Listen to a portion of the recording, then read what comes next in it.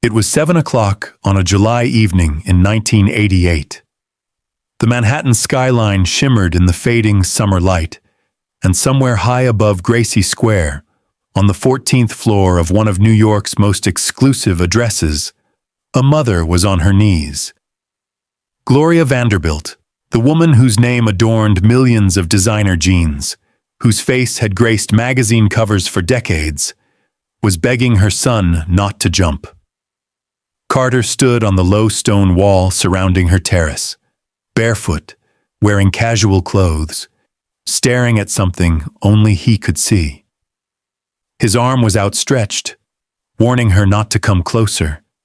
And then, before she could reach him, before she could pull him back from the edge, he let go. He was 23 years old, the heir to one of America's greatest fortunes, fell 14 floors into a graffiti-covered alley beside the East River. In that single moment, a dynasty that had survived for more than a century, a family whose name had become synonymous with American wealth itself, experienced a loss from which it would never fully recover. This is the story of Carter Vanderbilt Cooper, the golden boy who had everything and lost it all, the heir who jumped from his mother's penthouse, and the tragedy that would haunt his family forever. To understand Carter's story, we must first journey back through generations of extraordinary wealth and extraordinary pain. The Vanderbilt name didn't always mean privilege. It began with a boy born in 1794 on Staten Island, New York, in a modest farmhouse where his father scraped together a living ferrying goods across the harbor. That boy was Cornelius Vanderbilt, and he would become one of the richest men who ever lived. By the age of 11, young Cornelius had left school to work the waterfront. At 16, he borrowed $100 from his mother to buy his first boat, a small two-masted vessel that he used to ferry passengers and cargo between Staten Island and Manhattan. Within a year, he had paid back his mother and was already looking for bigger opportunities. They called him the Commodore, a nickname that would follow him for the rest of his life. He was ruthless, brilliant, and absolutely unstoppable. While other businessmen played by the rules, Cornelius Vanderbilt wrote his own. He undercut competitors until they surrendered or went bankrupt. He manipulated stock prices and bribed politicians. He built an empire of steamships that dominated American waterways, then turned his attention to something even bigger: railroads. By the 1870s, the Commodore controlled the largest railroad network in the United States, connecting New York City to Chicago and beyond. When he died in 1877, he left behind a fortune of $100 million. In today's money, that would be worth more than $200 billion, making him one of the wealthiest individuals in human history. But the Commodore's fortune came with a curse that would echo through generations. He left almost everything to his eldest son, William Henry, believing that dividing wealth weakened families. His other children received comparatively little. His youngest son, Cornelius Jeremiah, whom the Commodore considered a wastrel, received only the income from a small trust fund. The resentment this created would poison the family for decades to come. William Henry Vanderbilt doubled his father's fortune within just 8 years, becoming the richest person on the planet. But even he couldn't escape the family's growing dysfunction. His children and grandchildren built magnificent mansions along Fifth Avenue and in Newport, Rhode Island. They threw parties that cost millions. They collected art and racehorses and European titles through strategic marriages. And with each passing generation, the fortune that had once been the largest in America began to slip away. By the time Gloria Vanderbilt was born in 1924, the family's wealth, while still immense by any normal standard, had been divided and subdivided among dozens of heirs. Gloria's father, Reginald Claypool Vanderbilt, was a charming but troubled man who preferred horses and alcohol to business. He married twice, the second time to Gloria Morgan, a beautiful young woman who moved in the same glittering circles as the British royal family. When Gloria was born, her parents named her after her mother and seemed to have high hopes for their daughter's future. But Reginald Vanderbilt was already in declining health. Years of hard drinking had damaged his liver beyond repair. When Gloria was just 18 months old, her father died from cirrhosis, leaving behind a young widow, a baby daughter, and a trust fund worth $5 million. That trust fund would determine the course of Gloria's entire childhood. Her mother, left with relatively little money of her own, was entitled to use the income from her daughter's trust to raise her. This arrangement should have provided stability. Instead, it created one of the most sensational custody battles in American history. Gloria Morgan Vanderbilt was young, beautiful, and utterly unprepared for motherhood. She preferred the nightlife of Paris and the Riviera to the nursery.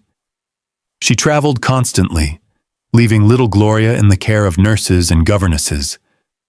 When Gloria was a child, she rarely saw her mother. The one constant presence in her life was her nurse, a woman named Emma Keislich, whom Gloria called Dodo. It was Dodo who held her when she cried, Dodo who read her stories at bedtime, Dodo who became the only real parent she ever knew. Meanwhile, Gloria's wealthy Aunt Gertrude, who had married into the Whitney family and was considered the richest woman in America, watched from the sidelines with growing concern. Gertrude Vanderbilt. Whitney was everything Gloria's mother was not. She was disciplined, cultured, and devoted to her responsibilities. She had founded the Whitney Museum of American Art and lived a life of refined philanthropy. And she had come to believe that her niece was being neglected. In 1934, when Gloria was 10 years old, Gertrude filed for custody. What followed became known as the Matter of Vanderbilt, and it scandalized the nation. During the depths of the Great Depression, when millions of Americans were standing in bread lines, newspapers devoted their front pages to the sordid details of Vanderbilt family dysfunction. Servants testified that Gloria's mother had entertained lovers in her bedroom while her daughter was nearby. A chauffeur described the parade of men who visited Mrs. Vanderbilt's apartments. A French maid claimed to have seen Gloria's mother kissing another woman like a lover. The judge, shocked by the testimony, closed the courtroom to the press. But it was too late. The damage was done. Little Gloria, as the newspapers called her, was photographed everywhere she went. Reporters shouted questions at her. Bodyguards surrounded her to prevent a kidnapping that her family feared might be imminent. She was a pawn in a vicious game played by adults who cared more about money and reputation than about her well-being. In November 1934, the court awarded custody to Gertrude Whitney. Gloria's mother was permitted to see her daughter only on weekends and during summers. The decision should have brought stability to Gloria's life, but instead, it brought a different kind of loneliness. Gertrude Whitney, for all her good intentions, was not a warm woman. Having won the custody battle, she seemed to lose interest in her niece. Gloria lived in her aunt's enormous mansion, surrounded by servants and artwork, but starved for affection. She would later write that she felt like she was living inside an unbreakable glass bubble, isolated from the world and from love. The psychological damage from that childhood would shape everything that followed. Gloria grew up believing that she was fundamentally unlovable, that anyone who claimed to care for her would eventually abandon her. She searched for love in all the wrong places, marrying 4 times before she finally found happiness. Her first husband, Pat DeCicco, was a Hollywood agent with alleged mob connections who beat her regularly. She was 17 when they married, barely out of childhood herself. After that disaster, she married Leopold Stokowski, the famous conductor, who was 42 years her senior. He seemed to offer the stability and culture she craved, but the marriage produced 2 sons and eventually fell apart. Her third husband was the celebrated film director Sidney Lumet. That union lasted 7 years before ending in divorce. By the time Gloria reached her late 30s, she had almost given up hope of finding true love. And then she met Wyatt Cooper. Wyatt Emery Cooper came from a world as different from Gloria's as the moon is from the sun. He was born in 1927 in Quitman, Mississippi, a small town where his father worked as a farmer. The Cooper family had deep Southern roots, but no money to speak of. When Wyatt was 17, his father lay down on the living room sofa and died of a heart attack, leaving the young man suddenly responsible for his mother and siblings. That loss shaped Wyatt profoundly. He became fascinated by the concept of family, by the bonds that hold people together through hardship and tragedy. He would later write a memoir celebrating the messy, complicated, essential nature of kinship. But first, he had to escape Mississippi. He moved to New Orleans, then to California, where he studied theater at UCLA. He was charming, handsome, and possessed of a warmth that drew people to him naturally. In his 20s, he moved to New York to pursue acting, appearing on Broadway in a short-lived drama before transitioning to writing. By the early 1960s, Wyatt Cooper had established himself as a screenwriter and magazine editor. He co-wrote the screenplay for The Chapman Report, a controversial film about suburban women's sexuality. He collaborated with his friend Truman Capote on a television movie called The Glass House. And he cultivated friendships with the literary and artistic elite of Manhattan. Gloria Vanderbilt met Wyatt at a dinner party in New York.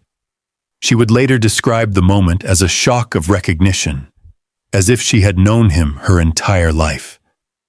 His eyes, she said, were the bluest she had ever seen. But what captivated her most was his warmth. Here was a man who came from a large, loving family, who knew what it meant to be supported and cherished by relatives who gathered around kitchen tables and told stories that stretched back generations. On Christmas Eve, 1963, Gloria and Wyatt were married. She was 39 years old, embarking on her 4th marriage. He was 36, getting married for the first time. From the beginning, their union was different from anything either had experienced before. Wyatt brought to the relationship a sense of stability and devotion that Gloria had never known. He wasn't interested in her money or her name. He loved her for who she was, not what she represented. And when Gloria told him that she wanted children, that she wanted to create the family she had never had, he agreed wholeheartedly. Their first son, Carter Vanderbilt Cooper, was born on January 27, 1965. Gloria was 40 years old, considered ancient for childbearing by the standards of that era. But she didn't care. She had finally found the love she had searched for her entire life, and now she had a child to shower with all the affection she herself had been denied. Carter was everything his parents had hoped for. He was a beautiful baby who grew into a curious, intelligent child. From his earliest years, he showed a remarkable interest in history and politics, subjects that his father encouraged with long conversations and trips to museums. Wyatt Cooper believed that children should be treated as thinking beings, not as decorations to be seen and not heard. He read to his sons constantly, discussed the news with them, answered their endless questions with patience and thoroughness. 2 years after Carter's birth, Gloria gave birth to a second son, Anderson Hayes Cooper. Now the family was complete. They lived in a magnificent apartment at United Nations Plaza on the east side of Manhattan, with views of the river and the city beyond. On weekends and summers, they retreated to a home in Southampton, Long Island, where the boys could play on the beach and explore the natural world. Photographs from this period show a family that seems almost impossibly happy. Wyatt and Gloria, elegant and devoted, pose with their young sons in rooms filled with art and light. The boys tumble together on sofas, their laughter almost audible through the decades. Gloria, who had spent her entire childhood feeling unloved, had finally created the family she had always dreamed of. She was determined that her sons would never feel the abandonment and loneliness that had marked her own early years. And for a while, everything seemed perfect. Carter attended the Dalton School, one of Manhattan's most prestigious private institutions, where he excelled academically and made friends easily. He was fascinated by military history and could spend hours reading about battles and strategies. He had his father's warmth and his mother's artistic sensibility. Everyone who knew him remarked on what a gentle, thoughtful young man he was becoming. But perfection, like fortune, rarely lasts. In December of 1977, Wyatt Cooper suffered a heart attack. He was rushed to the hospital, where doctors determined he needed open-heart surgery. The procedure was dangerous, but necessary. On January 5, 1978, Wyatt went into surgery. He never came out. He was 50 years old. Carter was 12. Anderson was 10.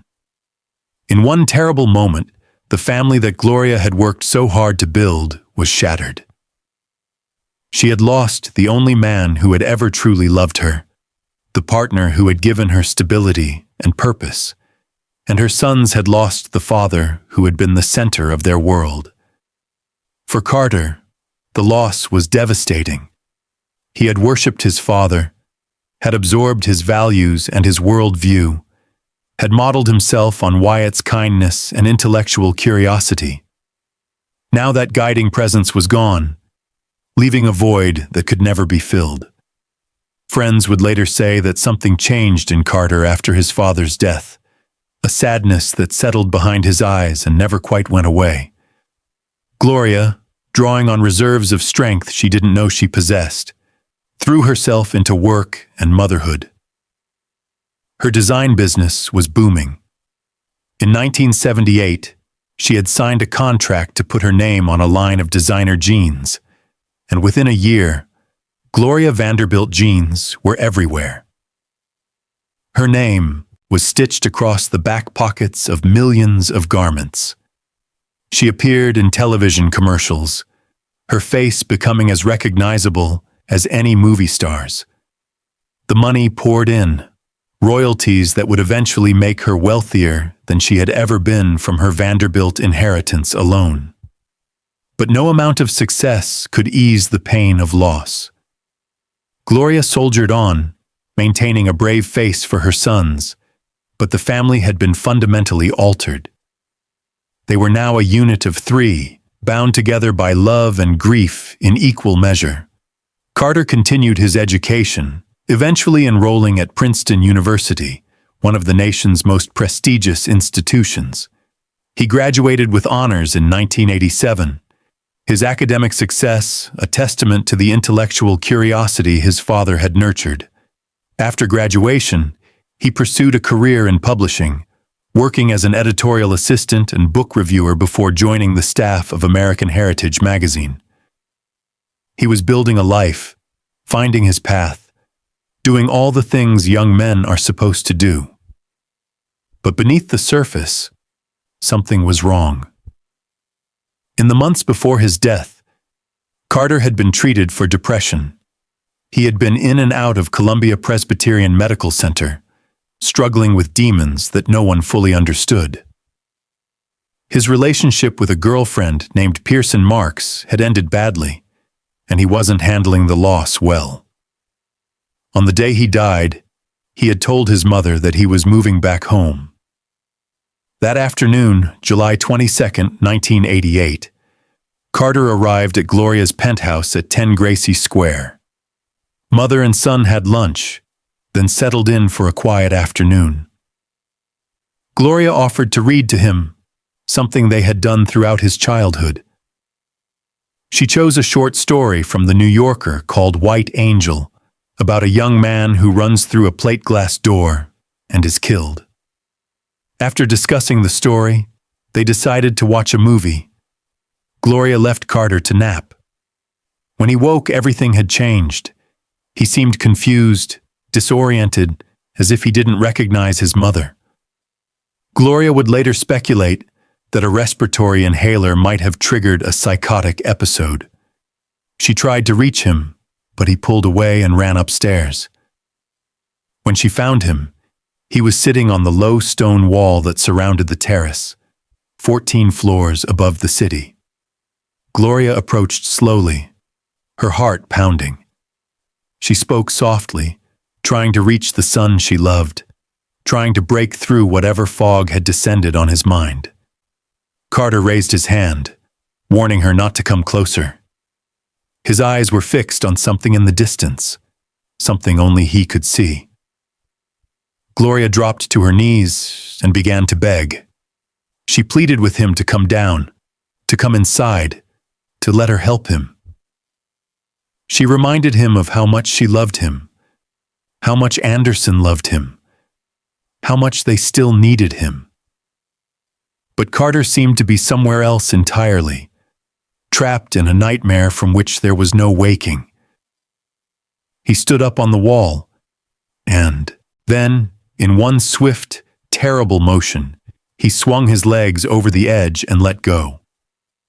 The scream that tore from Gloria's throat echoed across Gracie Square. Somewhere below, in the alley behind the building, her firstborn son lay broken on the pavement. It was 7 o'clock in the evening.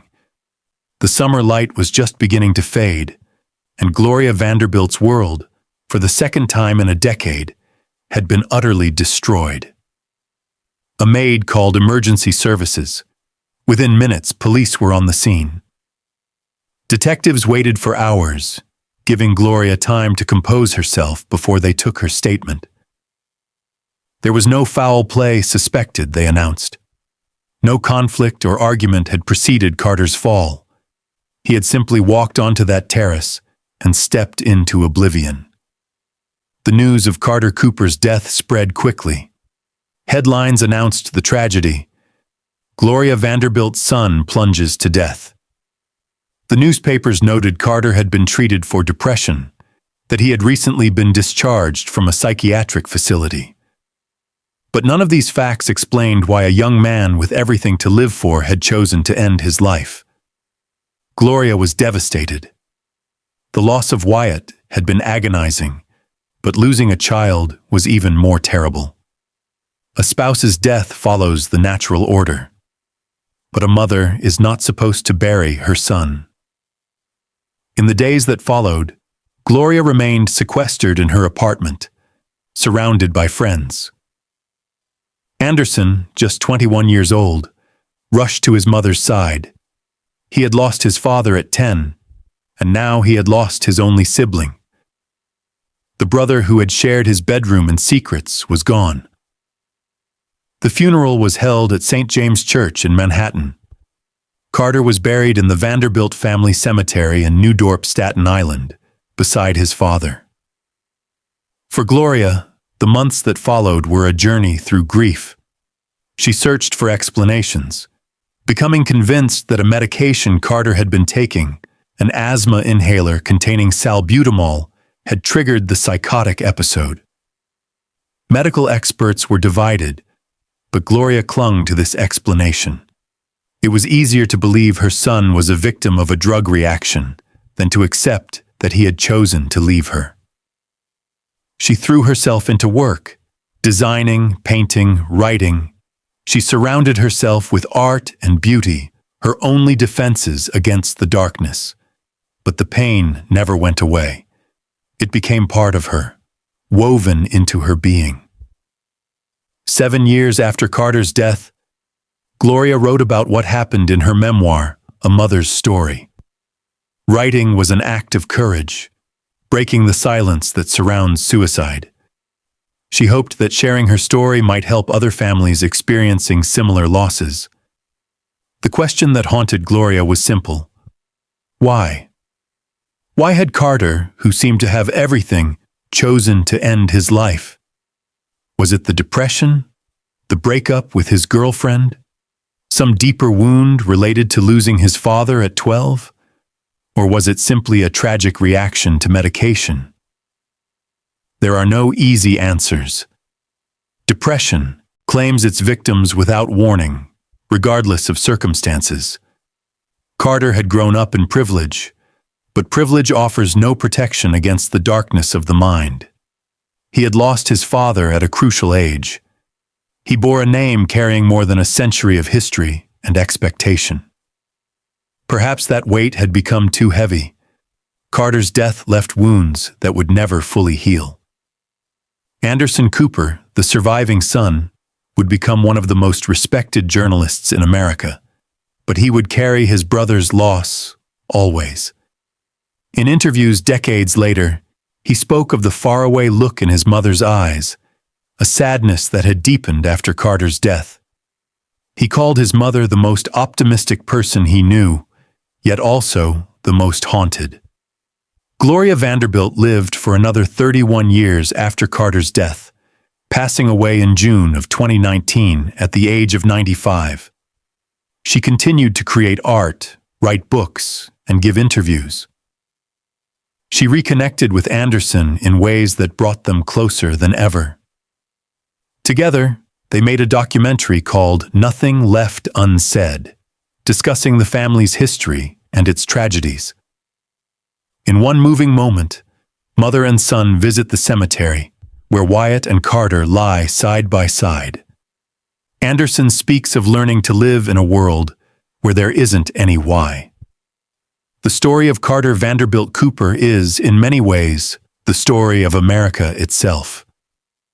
It begins with a fortune built by ruthless ambition, passes through generations of excess and dysfunction, and ends in tragedy that no amount of money could prevent. The Vanderbilts were once the wealthiest family in the nation. But wealth could not save them from addiction, alcoholism, or whatever demons drove Carter to that terrace wall. In the end, they were just people, as vulnerable to pain and loss as anyone else. But this is only half of Carter's story. In part 2, we will explore the legacy he left behind, how Anderson Cooper transformed his grief into a career bearing witness to suffering, and how Gloria found strength to continue creating beauty. We will examine the curse that seemed to follow the Vanderbilt fortune, and ask whether their tragedy offers lessons for those who believe wealth can buy happiness. The story continues. The summer of 1988 gave way to autumn, and the leaves in Central Park turned gold and red, but for Gloria Vanderbilt, the world had lost all color. Her penthouse at 10 Gracie Square, once filled with art and laughter and the presence of her sons, now felt like a tomb. Every room held memories of Carter. The sofa where he had taken his final nap, the terrace where she had watched him fall, the view of the East River that he would never see again. She could not escape the images that replayed endlessly in her mind. Her son standing on that wall, her own voice begging him to come down, the moment when he let go and disappeared from sight. Some nights she woke screaming, reaching for a child who was no longer there. Anderson, her surviving son, became her lifeline during those terrible months. At 21, he was barely an adult himself, still processing his own grief while trying to support his mother through hers. The bond between them deepened in ways that neither could have anticipated. They had always been close, but Carter's death forged something stronger, a connection born of shared loss and the unspoken understanding that they were all each other had left. Anderson would later say that his brother's suicide sparked his interest in journalism, in bearing witness to tragedy, in asking the questions that have no easy answers. Loss, he explained, became a theme that shaped his entire career. When you experience that kind of devastation, you find yourself drawn to stories of survival, wondering why some people manage to endure what seems unendurable while others cannot. In the years immediately following Carter's death, Anderson threw himself into work with an intensity that worried his mother. He had dropped out of Yale to pursue journalism, fabricating a press pass and traveling to dangerous places that established reporters avoided. He went to Myanmar, where he filmed the aftermath of student uprisings. He traveled to Somalia during the famine, to Rwanda during the genocide, to Bosnia during the siege of Sarajevo. He reported from war zones where death was a daily occurrence, where the line between life and oblivion was as thin as it had been on that terrace in Manhattan. Some who knew him wondered if he was running toward danger or away from grief. Perhaps it was both. In those chaotic, violent places, Anderson found something he could not find at home.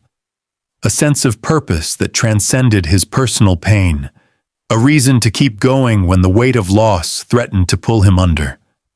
Gloria, meanwhile, channeled her pain into creativity. She painted obsessively, filling canvases with images that seemed to emerge from some deep well of sorrow. Her artwork became darker, more abstract, as if she were trying to give form to feelings that words could not express. She experimented with collage, incorporating photographs, fabric, and found objects into compositions that blurred the line between memory and imagination. She also wrote, pouring her memories onto the page in journals and letters that she addressed to Carter, conversations with a son who could no longer respond. Writing became her therapy, her way of keeping Carter alive in her mind even as the world moved on without him. Friends who visited her apartment during this period described it as a shrine to creativity, every surface covered with works in progress, every corner evidence of her refusal to surrender to despair. The fashion empire that bore her name continued to generate income, though Gloria had long since stepped back from day-to-day involvement. Those famous jeans with her signature stitched across the back pocket were still selling, still making her name ubiquitous in shopping malls across America. But the woman behind the brand had been transformed by loss. The glamorous socialite who had once graced magazine covers and television commercials now preferred solitude to parties, creation to consumption.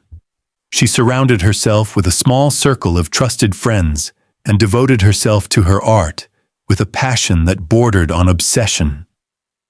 7 years after Carter's death, Gloria finally felt ready to share her story with the world. Her memoir, A Mother's Story, was published in 1995, and it shocked readers with its raw honesty. She described the events of that July evening in excruciating detail, sparing nothing, including her own anguish and confusion. She wrote about seeing her son on that wall, about dropping to her knees and begging, about the moment when he swung his legs over the edge and vanished. She wrote about the guilt that haunted her, the endless questioning of whether she could have done something differently, said something that might have reached him, acted more quickly to pull him back. The book also explored Gloria's theory about what had caused Carter's psychotic break. She had become convinced that a medication he was taking, an asthma inhaler containing a substance called salbutamol, had triggered the episode that led to his death. She had researched the drug extensively, spoken with doctors and pharmacologists, and found cases where similar medications had been linked to psychiatric symptoms. Whether her theory was correct, medical experts could not say with certainty. But for Gloria, it offered something precious, an explanation that did not require her to accept that her son had simply chosen to die. The response to a mother's story was overwhelming. Readers wrote to Gloria by the thousands, sharing their own experiences of losing children, siblings, parents to suicide.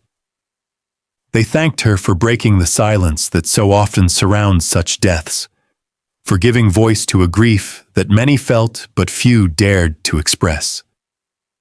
The book became a touchstone for families affected by suicide, a reminder that they were not alone in their pain.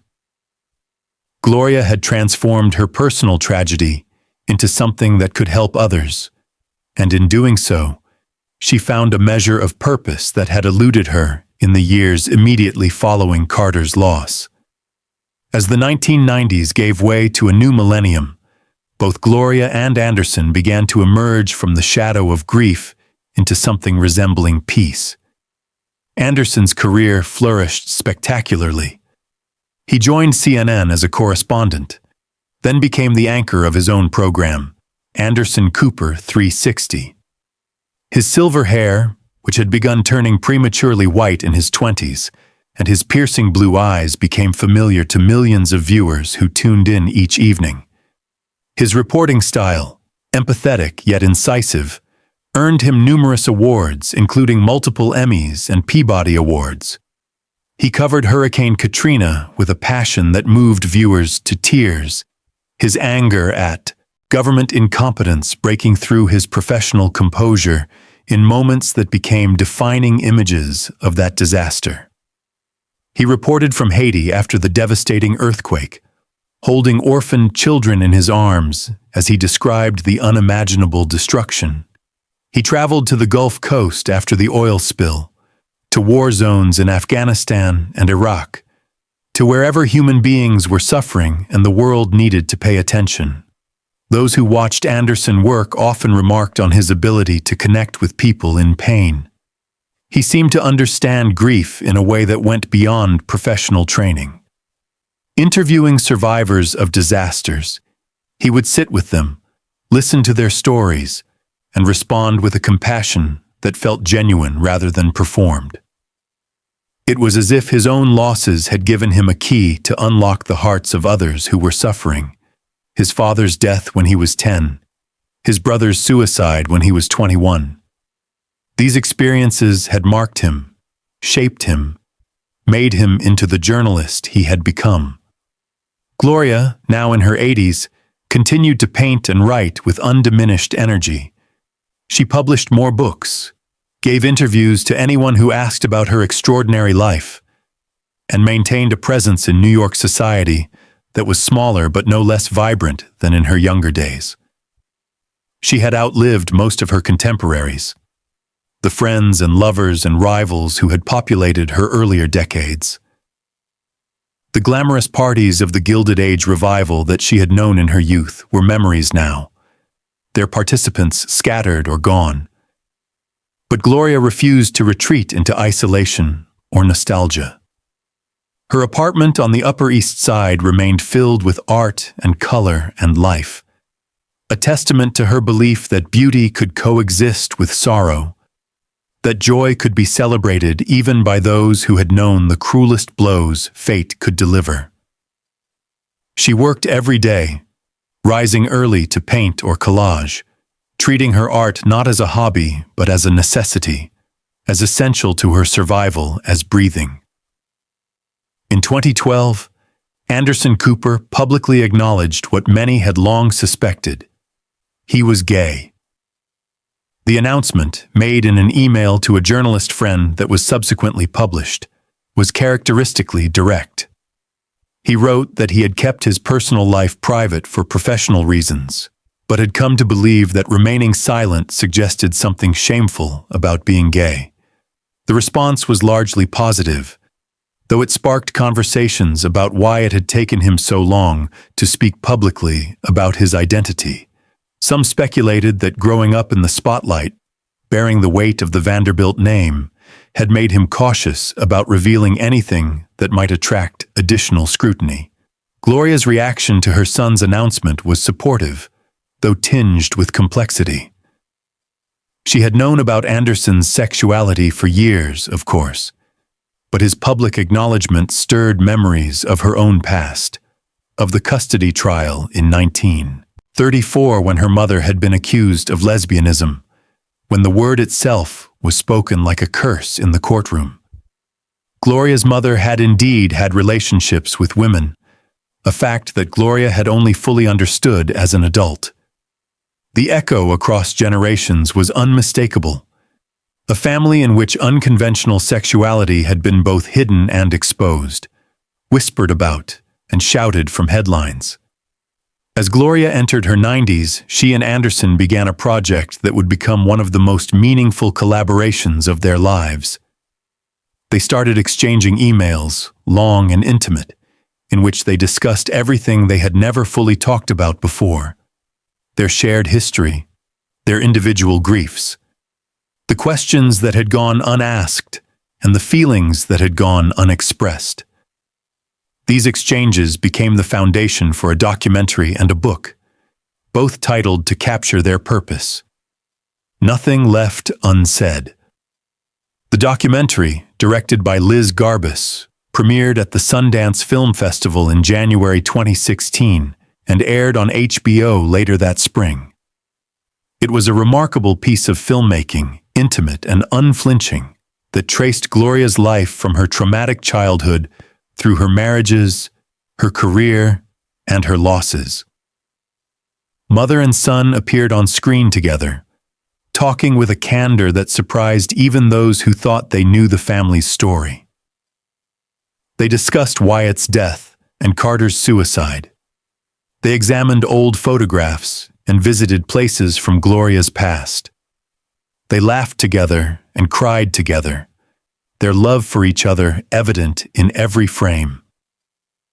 One of the documentary's most powerful moments came near the end, when Anderson and Gloria visited the cemetery where Wyatt and Carter were buried. It was a snowy day, the graves covered in white, and Anderson admitted that he had not been to this place since Carter's funeral nearly 3 decades earlier. Standing beside his brother's headstone, he spoke of the losses that had defined his life and of his determination to find meaning in them. Sometimes, he said, you have to live in a world where there isn't any why. The statement captured something essential about grief, that it does not always offer explanations, that sometimes the only choice is to keep living despite the absence of answers. The book that accompanied the documentary, The Rainbow Comes and Goes, became a bestseller. Readers responded to its honesty, to the willingness of mother and son to expose their vulnerabilities and share their hard-won wisdom. Gloria wrote about resilience, about the image she carried inside herself of a rock-hard diamond that nothing could crack. Anderson wrote about the faraway look he had always seen in his mother's eyes, the sadness that she carried, even in her happiest moments. Together, they created a portrait of a family that had endured more than its share of tragedy, but had somehow found ways to continue. Gloria Vanderbilt died on June 17, 2019, at the age of 95. The cause was stomach cancer, which she had been diagnosed with only weeks earlier. Anderson announced her death on CNN, his composure remarkable even as his voice trembled with emotion. He spoke of his mother's extraordinary life, her creativity, her resilience, her refusal to be defined by the circumstances of her birth or the tragedies she had endured. What an extraordinary woman, he said. What a life. What a mom. In the days that followed, tributes poured in from around the world. Fashion designers praised her influence on American style. Artists celebrated her paintings and collages. Writers remembered her memoirs and the courage they had shown. But what struck many observers was the emphasis on Gloria's role as a mother, on the love she had shared with her sons despite everything that had been taken from her. She had been born into wealth and raised in dysfunction, had suffered losses that would have destroyed lesser spirits, and yet she had managed to create something beautiful, a family bound by love, a legacy of creativity and compassion. Anderson Cooper became a father himself in April 2020, when his son Wyatt Morgan Cooper was born via surrogate. He named the child after his own father, the man who had died when Anderson was just 10 years old, and gave him a middle name honoring Gloria's side of the family, the Morgans who had given birth to his grandmother.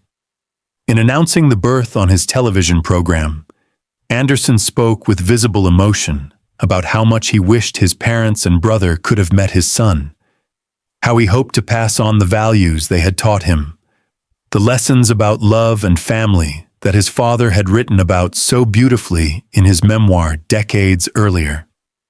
2 years later, a second son arrived, named Sebastian Luke. The circle was completing itself, a new generation arriving to carry forward what had been learned from the generations before, to create the kind of loving family that both Gloria and Wyatt had always dreamed of building. The story of Carter Vanderbilt Cooper is, in the end, a story about the limits of privilege. The Vanderbilts were once the wealthiest family in America, their fortune so vast that it seemed inexhaustible, their name so powerful that it opened every door. But wealth could not protect Cornelius Vanderbilt's children from addiction and disappointment. It could not save Reginald Vanderbilt from drinking himself to death. It could not shield little Gloria from a childhood of neglect and exploitation. And it could not keep Carter Cooper alive when something inside him broke on that July evening in 1988. The Vanderbilt fortune, which had once been the largest in the nation, was largely gone by the time Gloria died. She left an estate worth approximately $1.5 million, a fraction of what her ancestors had accumulated. The great mansions on Fifth Avenue had been demolished or converted to other uses decades earlier. The Newport cottages had become museums. The railroad empire that Cornelius had built had been absorbed into larger corporations, his name remembered mainly by historians and the university that bore it. What remained was not money, but memory. The story of a family that had risen to extraordinary heights and suffered extraordinary falls. Carter Cooper is buried beside his father in the Vanderbilt family cemetery in New Dorp, Staten Island, not far from where the Commodore himself rests in an elaborate mausoleum. The contrast is striking. Cornelius Vanderbilt's monument is a temple of granite and marble, a tribute to the wealth and power he accumulated during his lifetime. Carter's grave is simpler, marked by a stone that bears only his name and dates. He lived for 23 years, a span so brief that it seems impossible it could contain a whole life. Yet those years mattered. They mattered to his mother, who never stopped grieving for him. They mattered to his brother, whose career was shaped by the loss. They mattered to everyone who loved him and wondered, in the decades that followed, what he might have become if he had lived. The question of why Carter died may never be fully answered. Depression is a disease that often defies explanation, striking without regard for wealth or status or the love of family. Perhaps the loss of his father at 12 planted seeds of vulnerability that bloomed into crisis a decade later. Perhaps the pressure of bearing the Vanderbilt name, of being heir to a legacy that included both extraordinary privilege and extraordinary dysfunction, was more than he could bear. Perhaps the medication theory that Gloria clung to was correct, and a simple inhaler triggered a reaction that cost him his life. Or perhaps, as is so often the case with suicide, there was no single cause but rather a convergence of factors that, on that particular day, proved fatal. What we can say with certainty is that Carter's death left a mark on everyone who knew him. It changed his mother, deepening her already profound understanding of loss and strengthening her determination to create beauty in a world of pain. It changed his brother, sending Anderson down a path that would lead him to become one of the most respected journalists of his generation. It changed the public conversation about suicide, helping to break the silence that too often surrounds such deaths and offering comfort to families who had experienced similar losses. Standing at the edge of history, looking back across the generations, we can trace a line from Cornelius Vanderbilt's first ferry boat to Carter Cooper's final moments on that penthouse terrace. It is a line marked by ambition and achievement, by scandal and sorrow, by the relentless accumulation of wealth and its gradual dissipation.